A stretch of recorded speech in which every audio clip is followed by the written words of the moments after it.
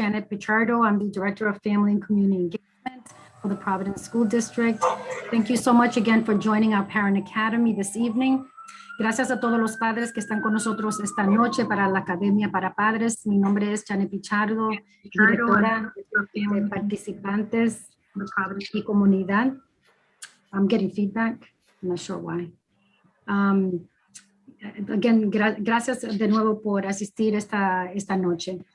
Before we get started, we actually have Minnie Ortiz from the Autism Project who's joining us this evening.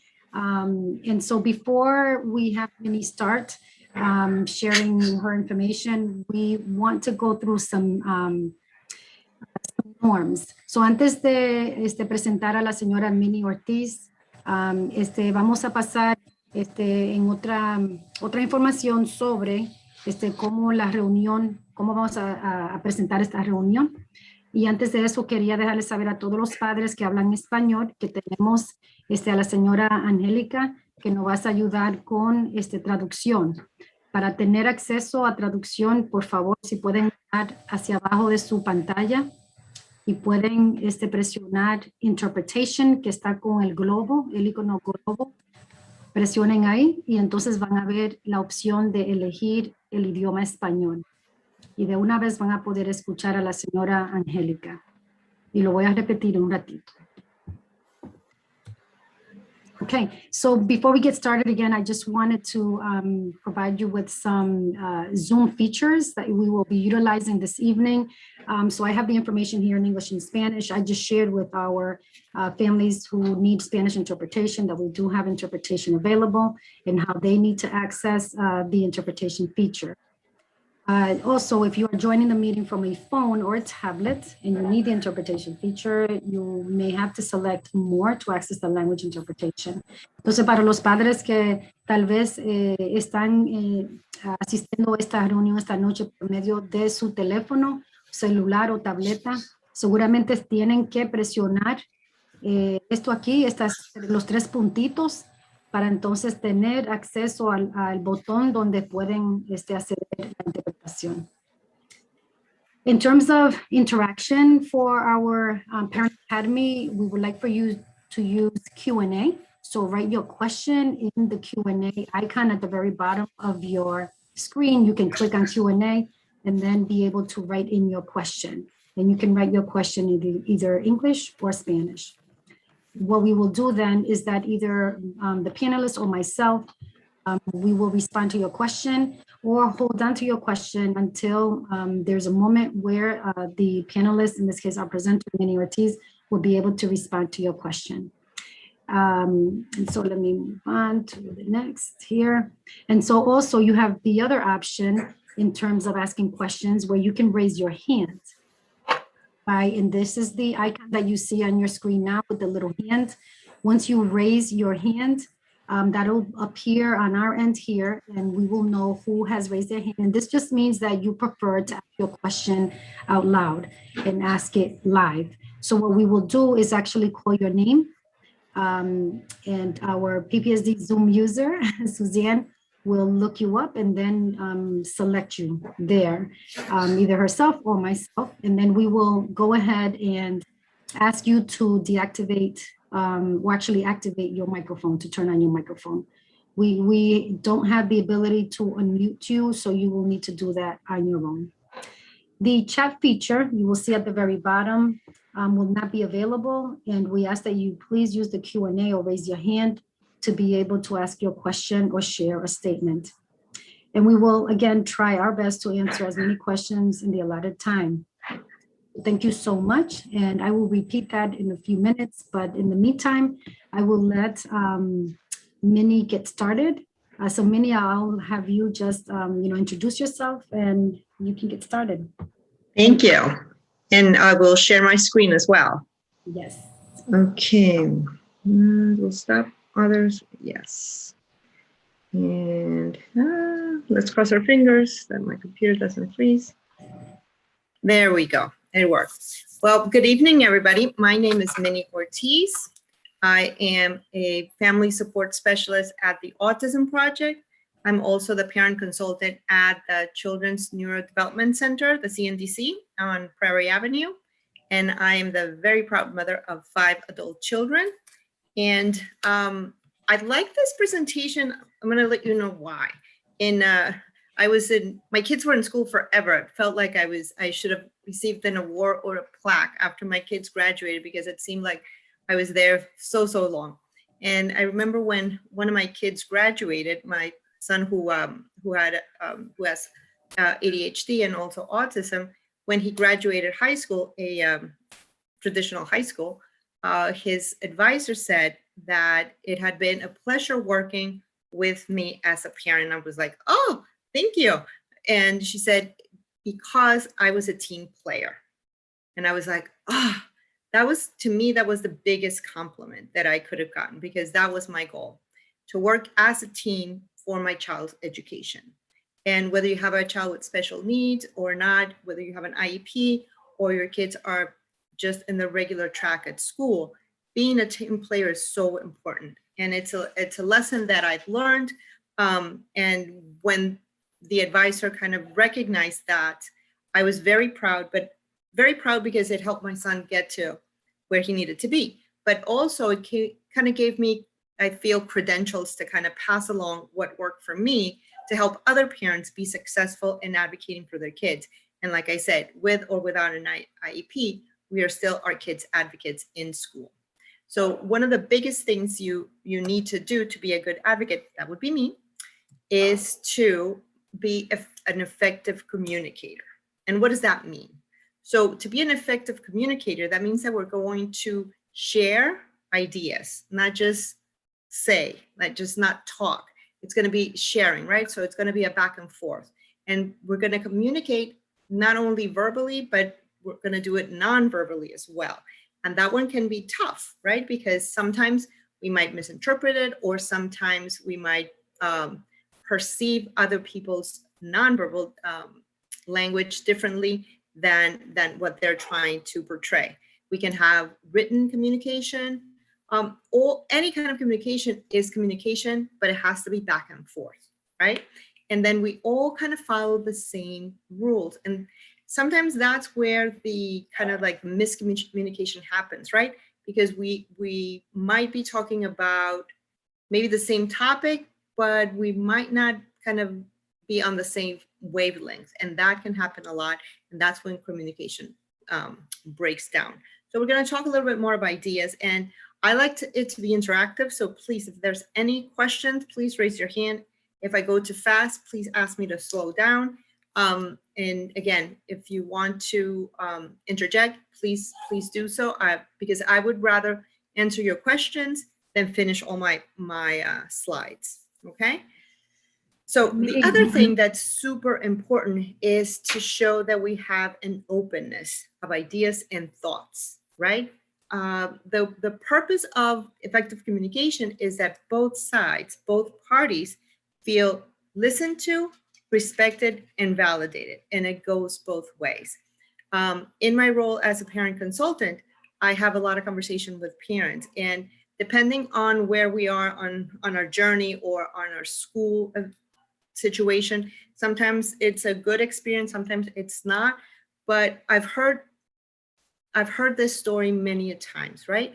That maybe parents get upset with the teacher, and the parents let the teacher know, like, who's the boss, or they might get yelled. I let her know what I thought. And I said, well, that might have felt good in the moment to kind of get it out, but what happens to that relationship, right? So again, it has to be respectful. It has to go both ways. And on the other side, from teachers, I've also heard like, well, it's just that those parents, they never send in the form, or those parents who don't reprimand their children. And I say the same thing to teachers. It has to be open and trusting, because we can't assume anything. We don't know what other people are going through or what their journeys are. So the more we can communicate, the more our child benefits, and the more successful that communication can be, and therefore our kids' experience at school will be better. So those are the results, right? We build trust, we build respect, the student benefits, goals get accomplished, right? And more than anything else, we all feel valued and we all feel part of the team. And whenever I talk to parents and teachers about kind of that family connection with school, I always say it's a team. It's your child's team. So whether you have one kid or 5 like me, we're building those teams that will support our children throughout their school experience. And that's how we have to look at it. Just like we build a team for soccer or football or volleyball, this is an academic team that we take with us, and we kind of mold it and then pass it along to the next year and the next year.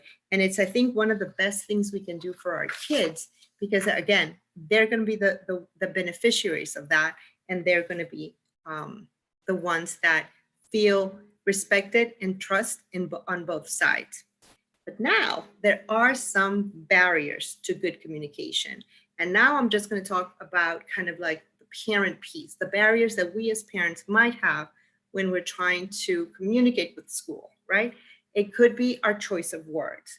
I always tell parents, and I told it to myself too, when you're upset, that's not the time to either send the email, write the note, or make that phone call. When we're kind of like in that emotional state where we're really upset that something happened, and then we just let her rip, right? Why? Because we might use words that are hurtful, that we have to take back later, that are just hurtful and not efficient, and they don't lead to any positivity. So watch the words that we use. The other one, it could be like our ego, or we might be defensive.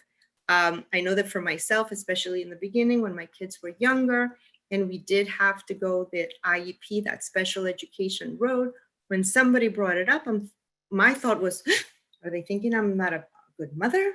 Like, what are they talking about? Are they picking on my kid? That was like my first kind of gut reaction, right? Obviously, after being in school so many years, I learned to kind of look at the intent. Why am I looking at it from a negative perspective, right? So kind of put on your positive intent goggles. And if they're bringing something up, let's ask the question, well, why is it a concern? Well, tell me more, right? Let me find out more, instead of kind of getting defensive and protecting either our kids or ourselves, or just that self-preservation. Let's ask questions, because it's always better to have more information, because if there is a situation that's going on, whether the child needs more support, whether they're having difficulties at school, whether teachers noticing maybe a change in behavior, let's find out why, right? What are they seeing? Because we don't know our children inside school. We know them at home. We don't know them in school. And again, if we look at it as a team, they're giving us information as to what is going on with our kids. Another barrier to good communication is past experience. You might have had a negative experience with past teachers or the team or a previous school. And when we come to this new experience, we're kind of like in defense mode, right? Like, oh, that other one was really, really tough. Nobody's going to step on me again. Now I'm ready. But this is a new situation. We don't know what's going to happen. So we shouldn't kind of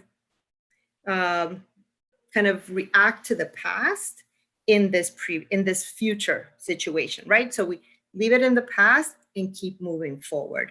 To me, that was a super big lesson to learn when my son, who had the IEP, we had a very bad year, and then we moved on to the next one. And I was with a group of parents, and the moderator for this group let us all kind of tell our stories, our stories of woe. And at the end, she made this huge motion of slamming the book shut, loud noise. And we were all kind of startled. And she said, that was the past. It's a valid story, but now we have to move forward and we have to leave that behind. And for a second there, we're all like, oh, wait, my story is very powerful, right?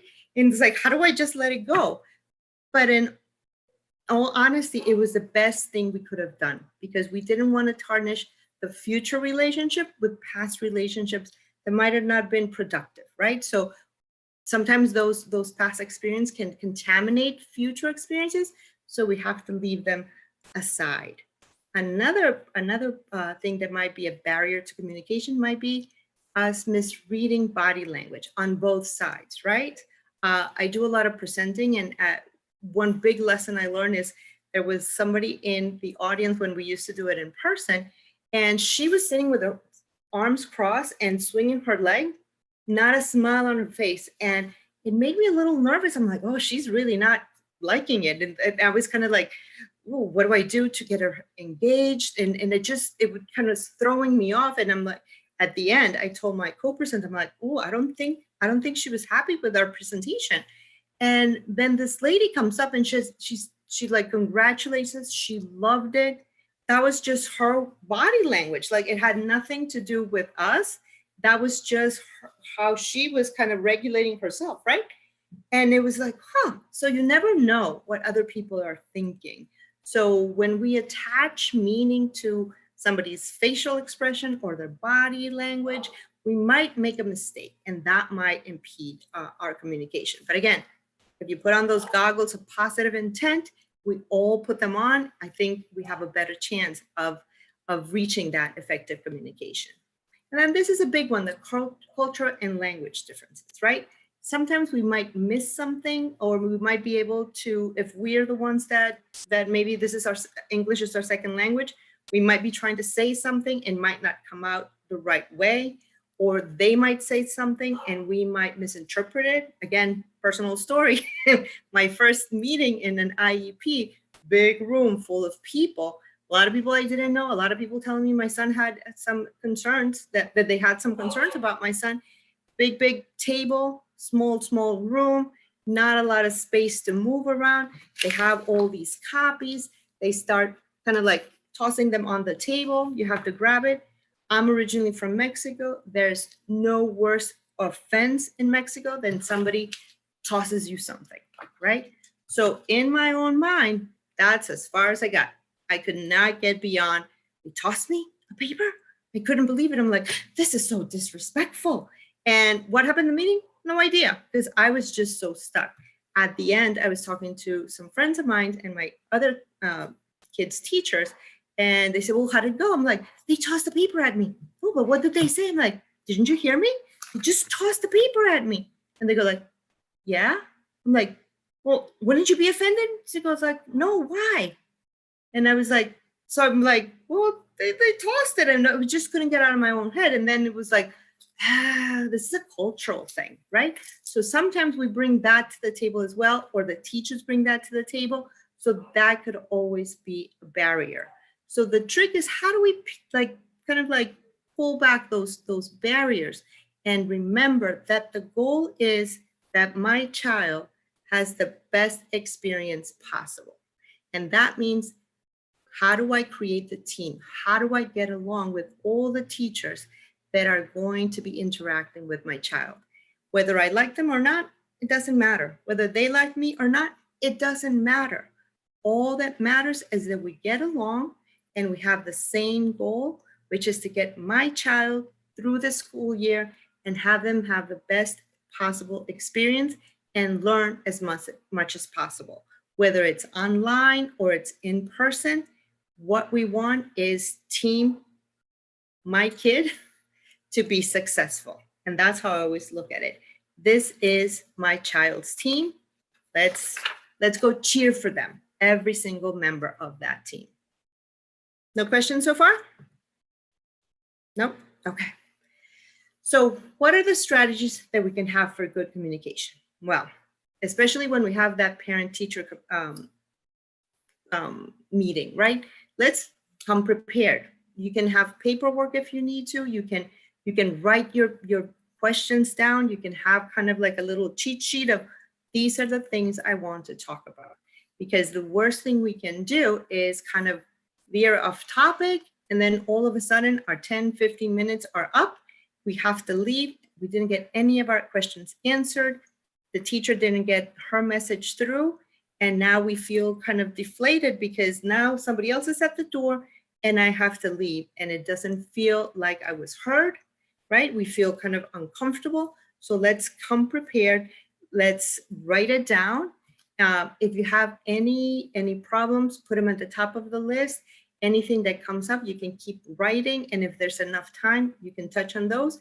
If not, let them go. And then you can either send an email to the teacher with kind of like a little summary. So glad that we could meet. These are the things that I got from the meeting, or these are the topics that we touched upon. And I have a few other questions. Just kind of keep everything condensed, because again, yes, we're going to this meeting from my child's team, but don't forget that the teacher is also a team member for every other child in that classroom. So my goal as a parent is to get as much information as I can without making the teacher work extra. So I'm going to do a lot of the work so she doesn't have to, but she has enough time to give me the information that I need. Okay, so when we want to learn more about what's going on, we're going to ask open-ended questions, right? So let's say, oh, can you tell me a little bit about snack time? Or can you tell me about like what happens during lunch or recess or history? Anything, but just kind of ask that open question so we gather information. If you want to know specific information, ask a close-ended question. Like, does my child eat their snack during school? Does my child play with other kids during recess? Does my child pay attention during history? Like the specific question. But just make sure what information you want. Do you want information in general, or do you want something specific? So therefore, you can tailor your questions to gather that information. Minnie, before you Yes. move forward, can you explain what is an IEP and what is a 504 plan? Because I know you mentioned it, but I believe we may have some parents that do not know what that means. Yes, they're in future slides, but I'll go into it now so everybody's on the same page. So if you have a child that is having certain difficulties in school and it's impacting their learning, whether it be a learning disability, a developmental disability, physical disability, intellectual disability, anything that would impact their learning or their safety or their emotional regulation, right? You can qualify for either a 504 or an IEP. A 504 is under the civil rights law. And that means that anybody with a disability is entitled to accommodations, right? So that means that if a child's in a wheelchair, we need a ramp to access school. That means that if the child needs glasses and needs to sit in front of the board to be able to see better, that's an accommodation through a 504. It's any accommodation that does not require modification of the curriculum, okay? So it's just for them to be able to access the education. Now, an IEP is an individualized education plan, and this is through the special education law.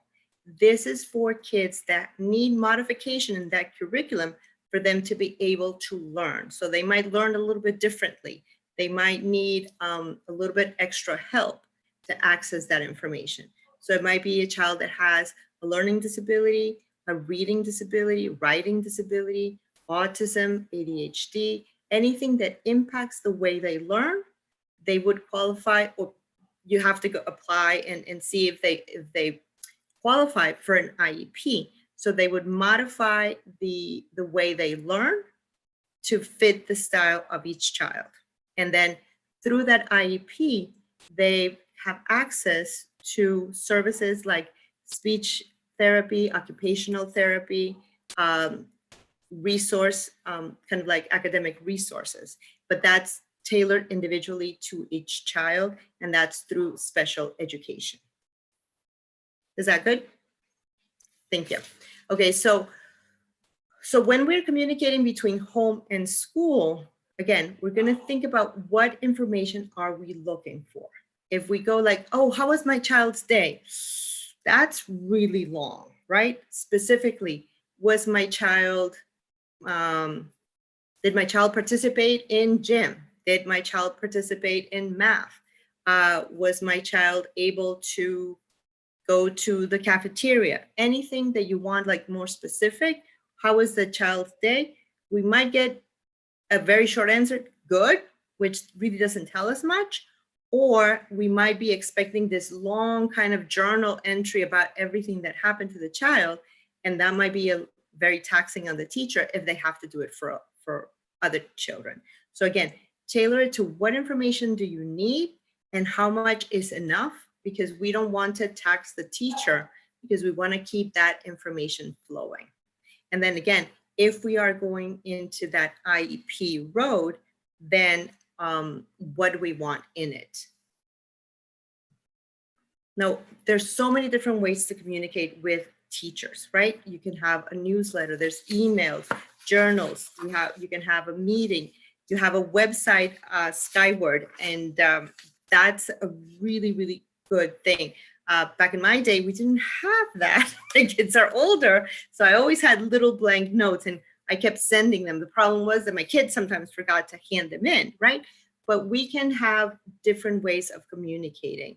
And I always found it a really, really good strategy to talk to the teacher what works best for you.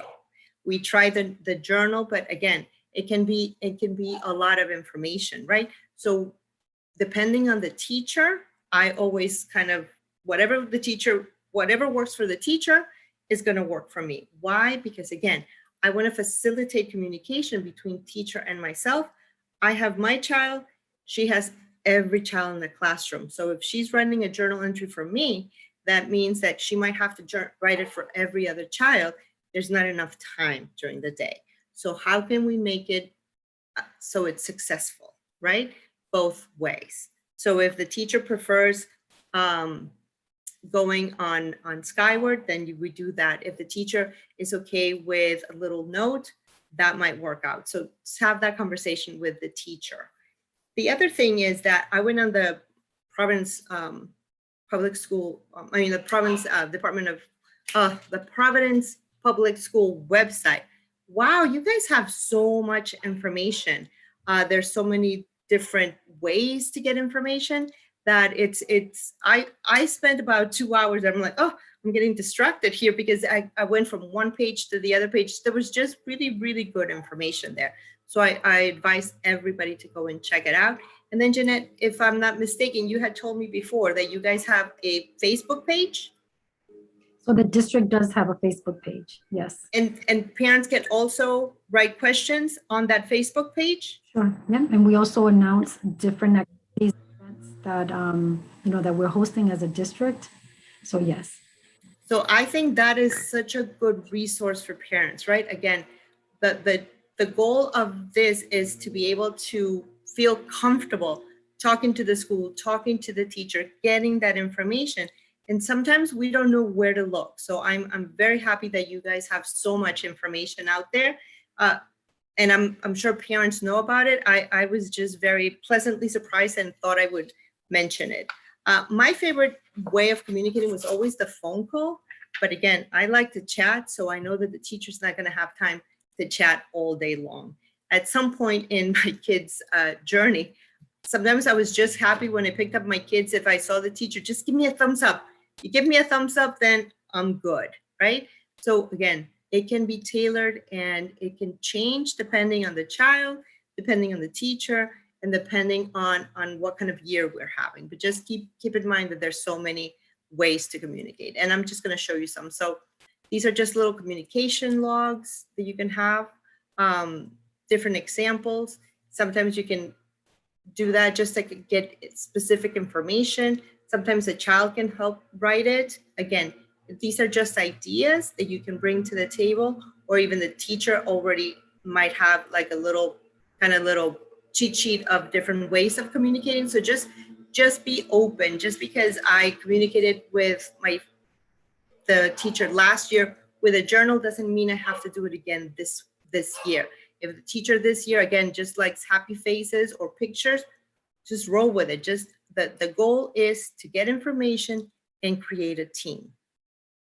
Here's some more like different logs for homework, for just little check marks. Sometimes we can do that to communicate with teacher. If the child had difficulty doing homework, you can tailor it to your own needs. These are just examples of so many things that are out there. I think the key for us is to have some kind of organizational strategy. And this is kind of mine. This is kind of what it looks like. Not the best when you have 5 kids, I gotta admit, but I kind of got into the mode of better organization as my kids got older, because again, you start learning, right? But just whether your child has an IEP or not, it's really, really helpful when we're talking to our child's teacher to have the information, right? The homeworks, the report cards. Now that you have everything online, maybe it's easier just looking online at your portal. But if you're like me and you like paper, you might want to have it all in a binder per child per year. And that way you can kind of keep track of their progress, and any kind of questions or concerns that you might have, you might put there, just so whenever you have that conversation, you have all the information in one place. And it feels really empowering when we're talking to teacher, that instead of asking like, oh, do you remember what grade they got? Like, we have the information there, right? So sometimes we can bring it to the table so the teacher doesn't have to worry. I apologize if you can hear they're doing my yard today, of all days today. It's been, I don't know how many months. Today's the day. But again, keep samples of their work, any kind of behavior issues, you can put them there so you can keep track. And then as a parent, we feel better when we also own the information instead of just always being told about this or that. We have the information with us and we can share that. So what can we do? Before you have any kind of a meeting with a teacher, again, be prepared. Review what you're going to say, what kind of conversation you want to have, what are the topics that you want to touch upon. It can be, again, grades, it can be friendships, anything that you want to bring to the table, kind of, or have some sort of plan as to how you want it to go. Create those talking points, right? What is it that you want to have? We don't have an infinite amount of time to talk to teachers. We might have like 10, 15 minutes. So make them effective. What do we need to bring to the table? What concerns do we have? And do they have the same concerns? And also, remember, let's say we have 10 minutes. In reality, it's going to be 5 minutes because we're going to have a conversation, a back and forth. So we have to allow time for teacher to also give us what they're seeing, and then we can come to some sort of an agreement. Most important than anything, let's arrive on time, right? Anytime we have any kind of appointment with our children's teachers or school, we need to be on time. For us, for me especially, that was a little bit hard at the beginning, 5 kids, and time is kind of like irrelevant to me. That was hard, right? But try and be on time. Call ahead if you know that there's going to be any kind of a delay.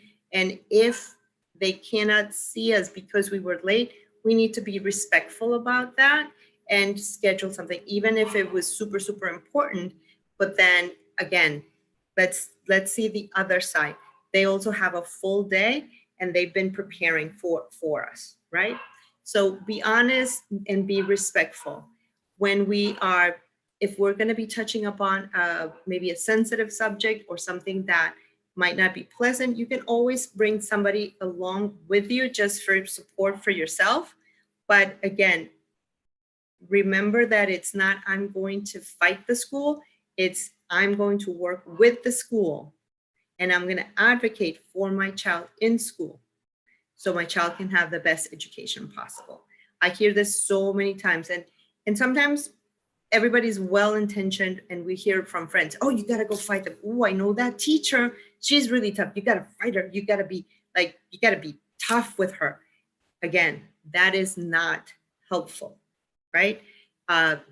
We don't know how the conversation is going to go, whether the teacher is tough or not. That must have been somebody else's experience. You need to kind of have your own experience and your own relationship with teacher.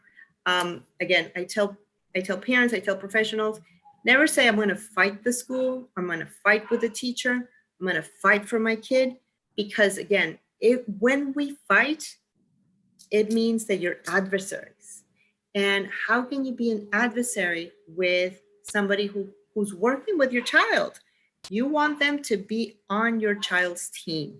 So again, advocate, work together. I don't like the word fight because it just kind of predisposes you. You can even feel it in your body when you go like, oh, I'm going to go fight. You tense up, you're ready to charge. When you go like, I'm going to be part of a team, you go, woohoo, go team, right? You're cheering each other on. So body feelings change, your expression change, and the way you see the experience will change when you do this. So again, if we're talking about an IEP, those kind of meetings can be really, really tough. It's important for parents to know that you don't have to sign it right away. You can say, give me a minute, let me think about it, let me read it and come back. It's just important that everybody is comfortable, okay? And these are just little rules. Are you going to say something, Jeanette? Yes, I was going to ask you, or actually mention to the families that are on the call. So I know that we do have a diverse population in our district, and many of our families speak a second language, and so language barrier can be, also a barrier for many in terms of communicating in their own language and feeling comfortable doing that. So that tends to be a way in which parents may not be as involved as they would like to be because of the language barrier.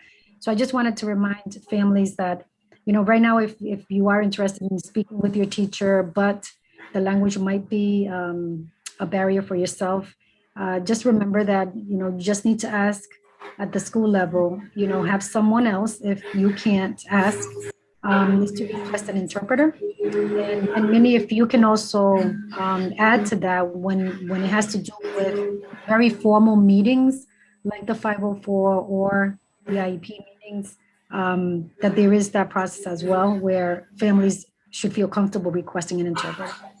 Okay, and I think that's such a great point. And I think a point that also needs to be made is when this might not be where we grew up, right? And we don't speak the language.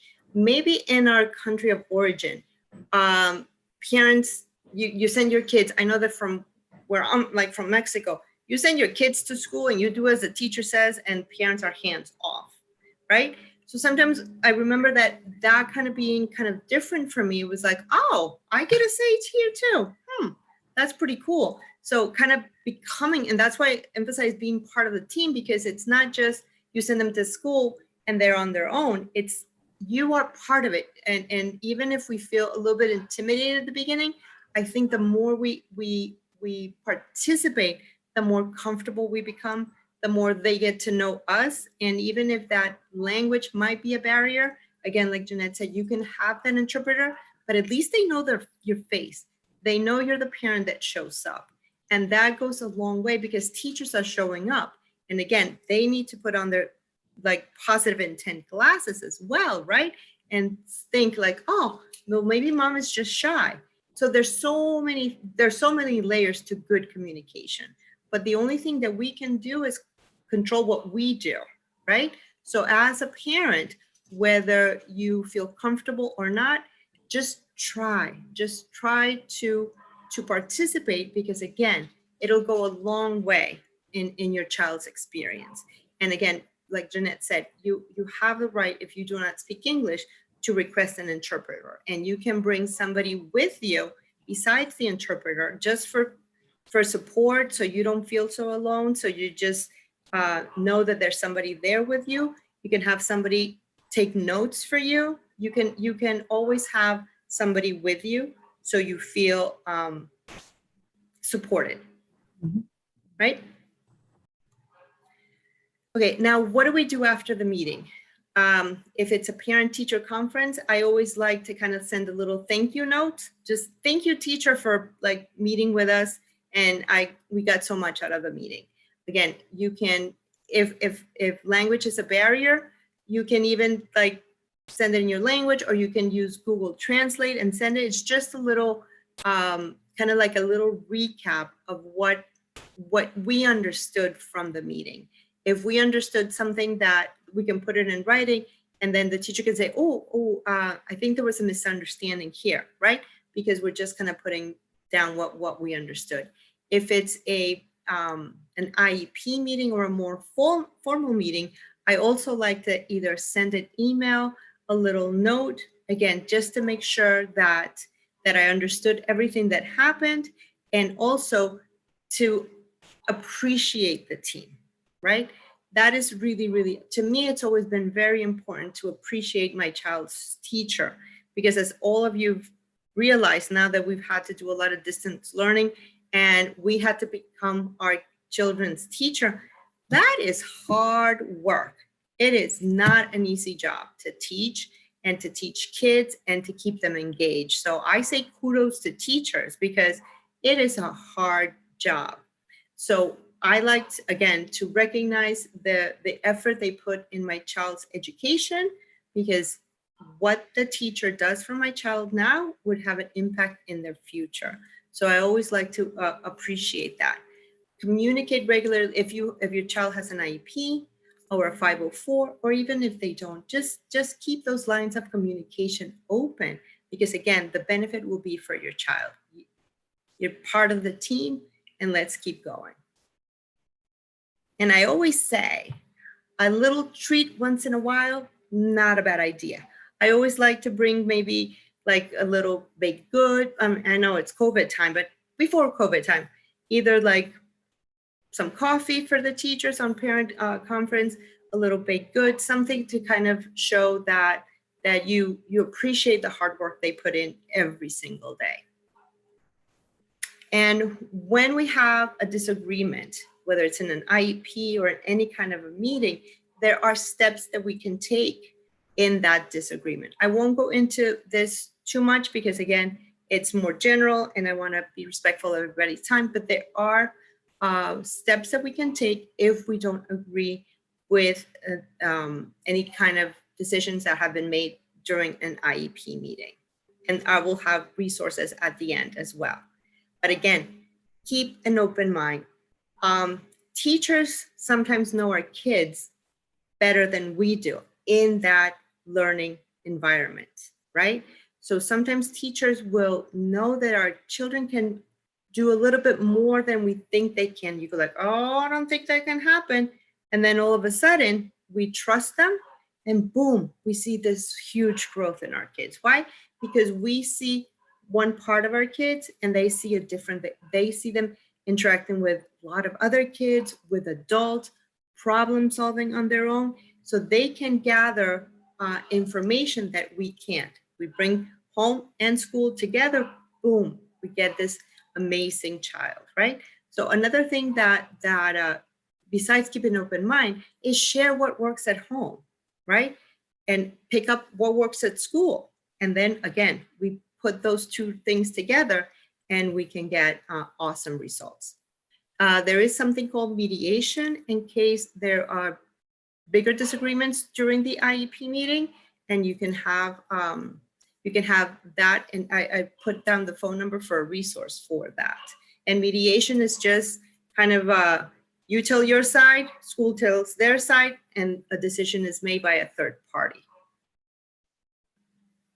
Now, we were talking about what is an IEP. One thing that is important to know is that it's a legally binding document. So whatever we put in the IEP, that the child will receive any kind of services, that means that the school department is responsible for that. But I always like to tell parents, it's not just the school. The school has a list of responsibilities. But as parents, we have another list of responsibilities, right? And they're both equally important, because the school has to do X, Y, and Z, but I have to send my child ready to learn, ready to respond, ready to be respectful, right? So teachers can teach. And again, the IEP is designed especially for each child. It's not like one generic IEP for all kids.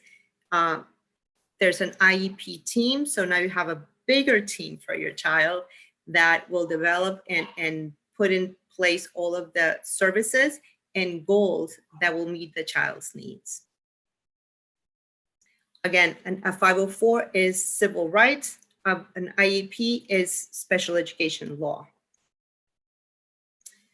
And IEPs, when we make goals for the IEP, they should be specific, measurable, attainable, relevant, and time-bound. That means that we need to know exactly what the goal is going to be, like very specific. How are we going to know there's progress being made, right? We need to keep data to make sure that they're reaching those goals. It has to be a goal that matters and that like promotes either academics, life skills, or both, and time-bound. So how many times a week, for how long during like each session, and all like very specific. Here's some tips. Again, anything that you want to communicate, just write it down, make a note, keep your records, stay positive. I would say that would be the most important one. Keep the lines of communication open and follow the proper chain of command. There's nothing worse than if you have a disagreement with your teacher and then you're talking to the superintendent. It's like, wait, like we could have resolved this with the teacher. And if parent and teacher couldn't figure it out, then we go up one level, maybe the principal, and then go up the chain of command. But we don't go from 0 to the superintendent. It's not fair. The superintendent has way too many things on her plate, and we can keep it simple. And I think that's crucial. Keep it simple, keep it positive, and you are a team member, your child's team member. And here's another, this quote I love. Whether you're at home or at school, the only fair and relevant basis for comparison for a child, well, this one's for autism, I apologize, or any kind of developmental disability should be the previous efforts and performance, not that with siblings or peers. And I like to share that because for a lot of parents who do have kids with an IEP or a 504, sometimes it can be difficult to see the comparison. But again, our kids are unique and they're going to move up and change. And that's where we need school to help us. And I think this can also be applicable to all kids, right? We cannot compare our kids to anybody else. It's how are they doing today in comparison to how they were doing yesterday, especially after this very, very difficult year that we've all had, that there's so much adjustment that really we can't even go by how were you doing last year. It's just how are you doing yesterday? How are you doing today? And let's hope tomorrow is better. Whew, made it. Any questions? We don't have questions. I do have a question though, to just see if you can provide some feedback, provide at least the tips. Mm-hmm. Just an example. What tips can you provide on how a parent should approach a situation when, a child actually comes home complaining about, an incident that occurred? I mean, we can make up incidences. Because the workshop tonight was about communication, is this idea as a parent, like how do you take information from your child based on their experience? They come back home, and now depending on the situation, depending on what was the situation, what is the advice you would provide a parent when they're receiving information from their child, and then now as the parent, how do they go back and actually look for a resolution on their own together with either the teacher or principal? I think that it's important because it's about communication too, and it kind of sums up if you provide a scenario in terms of your approach. So I've actually had plenty of those kind of situations, and like I said, our first reaction as parent is defense mode. I'm like, who said that to you, right? And we kind of go into like, in the olden days when we were like lived in like smaller communities and everybody knew everybody, maybe when my mom was little, you would call each other, right? But we live in a bigger community now, and a lot of the situations that happen in school, we might just, again, get my child's perspective on it, but it might not be the whole story, not because my child is lying, not because my child is manipulating me, just because they're telling us their perspective, right? So what is the bigger story? So I did have a couple of situations, and one came to mind with my youngest daughter when she was in kindergarten, and now all the teachers know me, right? So somebody said something to her that really upset me. So what I did is I asked the teacher, something happened that is very upsetting to me, but I would like to have that conversation with you to gather more information. I really want to know what happened. And because I don't want to jump to conclusions, and I would like to ask you to help me resolve this situation. So what had happened is somebody told my daughter that she had a mustache, right? So I was teased my whole life when I was a kid that I had a mustache. So boom, that alert was boom, boom, boom, boom, right? And when my daughter said that, I was like, what? Like I was like shaking, like my daughter's not gonna go through that, right? So I'm shaking. But by then I had plenty of experience. So I'm like, okay, well, let's see what happened. They're in kindergarten, so how bad can it be? So I talked to the teacher, and then the teacher gathered more information, and then the principal came in only because they knew me, right? But what had happened was there was, she had a punch mustache, right? But she also had a little bit of mustache. So it could have gone either way. But instead of overreacting or just reacting, I had to keep myself calm and know that in this moment, the way I was feeling, I would have said something and I would have maybe been hurtful, right? And I would have made a fool out of myself in that moment. But I asked the teacher for her side of the story.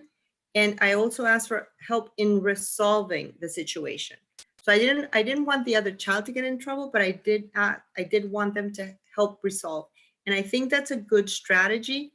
And if that doesn't work, then you can disagree with the teacher and say, let's say whatever solution they got, maybe it doesn't address the problem, then you can say, you know what, we've tried this. I would like to involve the principal or the social worker or the school psychologist in it. But I think that working to resolve the situation and also teaching the kids the skills that they're going to need to be able to respond to situations like that in the long run are better. And one thing that we always say is we have to play the long game, right?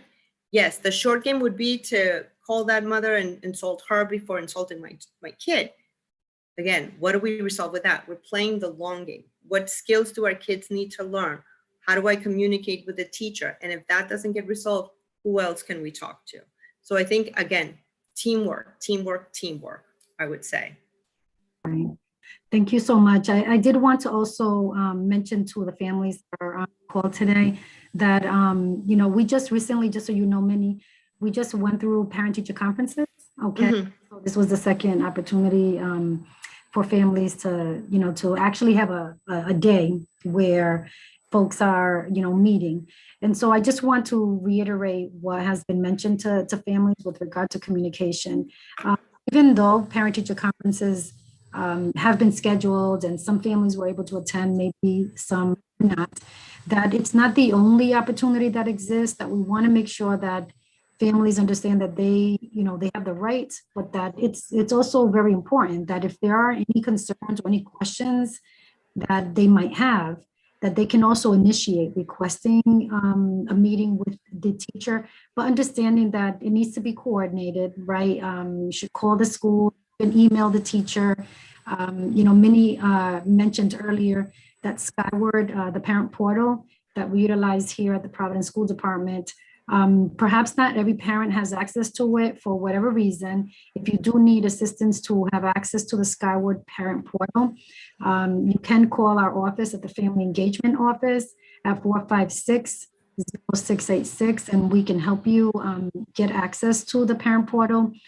But for those of you who already have access, just know again that email addresses are found in the Skyward parent portal, where you can easily just send an email to a teacher. But also, you know, if your child is attending school in person, that you can also send a note with your child, you know, to the teacher, just asking the teacher to be able to, you know, provide some good days and times, best days and times that the teacher might be available to meet, so that way you can discuss what might be a concern. And as we're getting closer to the school year, I think it's important that, again, if you have any concerns, it's never too late to ask questions. It's really important that you do, so in that way, again, you can help in any way as possible at home. But other than that, I really appreciate, Minnie, the information that you have shared this evening. I'm not sure if you have any last thoughts that you might want to share. Actually, I did want to ask you a question, because I know that for some parents and even like as all parents, sometimes we don't know who to ask and we might feel intimidated. So would it be a good strategy if parents are at a loss? Could they call the school and maybe or who would be a good contact for parents? It's like, I don't know how to access Skyward. I don't know who to ask, and I don't even know where to start. So who could they kind of reach out to guide them? So yeah, so they can actually, they can call us if, you know, if they have a close relationship and they feel comfortable asking the teacher, you know, if the teacher is able to support them or, you know, help them out, then just ask the teacher, right? Especially if you're dropping off your student anyways, or picking up the student from school, or if you call the main office and you ask there. And if for whatever reason, again, they are not able to help you, we want you to give us a call and we will definitely be able to help you. So again, you know, just give us a call, the Family Engagement Office. The phone number is 401-456-0686. And we'll be happy, you know, to help you out. And so I want to just make sure that, you know, families understand that tonight is not the last Parent Academy session. I believe for the folks that are on the call tonight, you did receive a text message, plus you received a link of the flyer with the list of all the workshops that are happening during the month of April, but also during the month of May. So we just want to make sure that you don't leave also, because we have a Google feedback form that we would like for you to complete, but also we have some giveaways that we want to be able to, you know, do a drawing with everyone can participate. So Minnie, if you don't have any last words, right now, I think that we don't have a question. I think we're good here. Well, I would just have to say thank you.